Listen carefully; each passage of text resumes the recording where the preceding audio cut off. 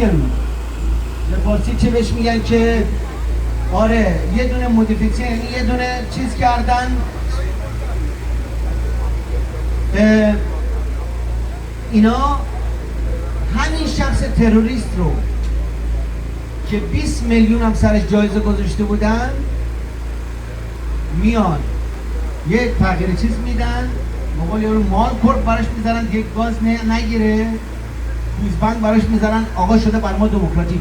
از دموکراسی شما غربی ها ما اینو فهمیدیم شما چی هستیم. اینجاست که من احساس خطر میکنم اگه قراره این کاری که بالای سر افغانستان آوردیم، سر سوریه هم که آوردیم، من با اینکه دوستان صحبت میکردم میگن نه ایران جور نمیشه. از کجا معلوم؟ شما به زور میخواید برای ایران یک رهبر تعیین بکنید. دارن این کارو میکنن. ما باید بگیم نه، صدای خفه شده مردم ایران رو ما باید اینجا به گوش جهان برسونیم. این اون نکته بسیار ریز و مهمی هست که باید بهش اشاره کرد. ترامپ موزرد قناری به این فکره که خب اونجا جواب داد، اینجا هم جواب داد، دارن پشت پرده به امارات قطر میگن شما 12 میلیارد بهش بده. باور کنید من به دوستان گفتم دیگه اجازه نمیدیم پرچم امریکا تو جمع ما باشه. اگه این شکلیه تا وضعیت خودشون رو با ما مشخص کن، با مردم ایران روشن کنن. اسرائیل هم که تک تنها اونجا گیر کرده، فردا انتخاباته، اگه زیرا به نتانیاهو هم بزنن اون وقت میگن خب این که بوده رفته، اون فردا سر ما میمونه بدون کلاه. دوستان این نکته بسیار مهمی است که ما باید روش توجه داشته باشیم. خب ترامپ که اصلا براش مهم نیست، وقتی میره با چین معامله میکنه، وقتی این بر معامله میکنه، وقتی میشینه با قالیباف و با یعنی در واقع بلوطی که هنده با دستان آلوده به خون دارن این کارا رو انجام میدن، براش اصلا مهم نیست. مگه جنگ ایران و عراق موشکایی که اون موقع به صدام میزنن میخورد تو خونه‌های یک جایی که عروسی بود، میخورد تاق بود، نمیدونم 200-300 نفر، اهمیتی مگه براشون داشت؟ هرگز. اینو باید توجه داشته باشیم دوستان. باید اینو ما رسانه‌ایش کنیم و به امریکایی‌ها اجازه ندیم که طرح سوریه و افغانستان رو برای ایران بخوام پیاده بکنم. باید در عمل بهشون بگیم شدنی نیست، وگرنه شاید متاسفانه ما از کجا میدونیم، چون هیچ نوع آماری از ایران ما دقیقا نداریم. ما نمیدونیم چقدر دانشجو داریم که آتئیسته، چقدر آدم داریم که پابرنی میره کربلا زیارت میکنه. آمار داریم؟ نه.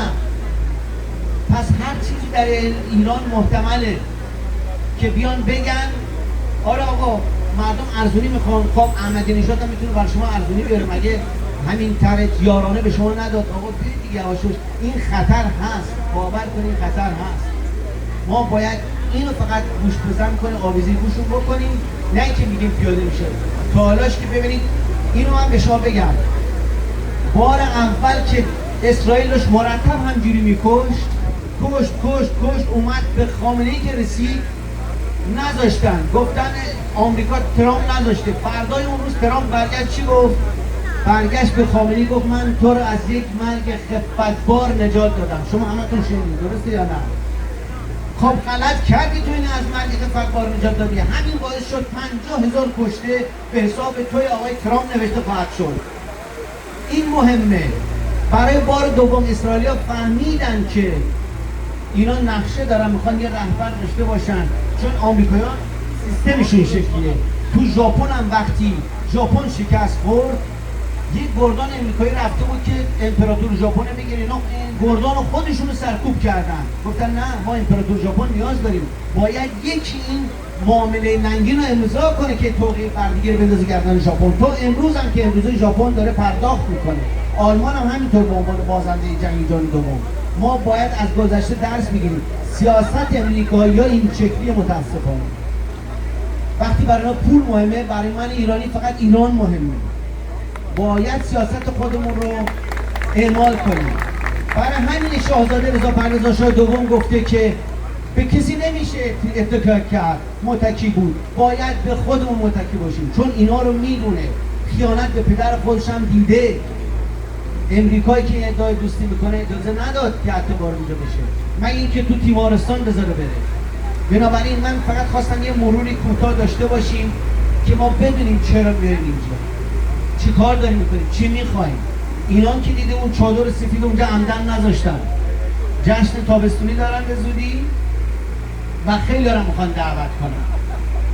2 روز پشت سر هم یک بار eingeladen gestern، یک بار freiwillig، اونایی که میتونن خودشون رو آزاد معرفی کنن برن تو، برشون ایمیل میزنن که اینا ما هر سال میدیم چه برنامه دارن، یا وزارت خارجه داره چیکار میکنه فلان. اینا رو ما باید زیر نظر به دقت داشته باشیم که آلمان که آینده رو 100% باخته، ما مطمئن اتحادیه اروپا کلا باخته، ولی حالا بازی بعد یک عده مافیای جانی هستن، اتحاد مثلث هم میخوان به هم بزنن، اتحاد ایران، اسرائیل، امریکا هم میخوان به هم بزنن. این آقای پرنس چارلز بی خود نرفت، حالا چون چارلز شده بی خود نرفت امریکا، هر وقت میره اونجا یا اینا با هم تماس دارن تأخیر میفته تو برنامه. ما امیدواریم اینجوری نباشه. تو این هفته آتی که داره میاد باید به دقت زیر نظر شوخی امریکایی میخوان چیکار بکنن. به دوستای اسرائیلیمون گفتیم امیدوارم اون روز نرسه که ما بیاریم بگیم دیگه آقا پرچم اسرائیل هم دیگه نباید بیاریم اگه میخوایم ما آخوندها معامله بکنیم، چون ما میدونیم آخوندهای آنوسی هم داریم. از اسکرولوژی مسلمان بگیر که یهودی بود مسلمان شد تا خود احمدی‌نژاد و خیلی دیگه. باید مواظب باشیم. عالم سیاست تنها جایی که چاقو دسته خوشم میبره دوستان، اینو ما یاد گرفتیم متاسفانه. نمیخوام شما رو دلسرد کنم، ولی بهتره که هوشیار آگاه باشیم، از زمان عقب نیفتیم. این خیلی مهمه. این همون چیزی که رضا شاه دوم از همه مردم انتظار داره که بفهمید. اون میخواد مردم ببینن ما چی میکنیم. دیدید که دعوای زرگر رو میندازن، اوی علی کریم اونجوری گفت اینجوری گفت، نه وارد اون بازی ما نمیشیم. همون رهبری رضا شاه دوم هر چی بگه بر ما راهنموده، و این که بگن آ چرا فلانی این کاره بوده، بعد نمیدونم. من به دوستان توضیح دادم روح الله زمم پدرش آیت الله بود، ولی دیدیم که جزو جاوید نامان شد. این مهم نیست. اگر آقای نمیدونم که از اطرافیان شاهزاده در فیلم جا بوده، نه امروز کارنامه امروز افراد ما باید زیر نظر داشته باشیم. خیلی مهمه دوستان. به هر حال نه سخنرانان حرفه‌ای نه فیلم پلیتیکر بیاریم اینجا مهمه، نه مهم میدونید چیه؟ داشتن خیابون ها باید تو دست ما باشه. خیابون ها رو اگر از دست بدیم بازنده این یادمون نره، فقط باید تو خیابون ها باشیم. خوشبختانه اون موقعی هم که میگفتن شعبان جعفری شاه میمخ، میدونی چرا برنده شد؟ با اینکه اون پادوی آخوندا بود. شعبان جعفری پادوی شاه نبود، یادتون نره، پادوی آیت الله فلسفی بود.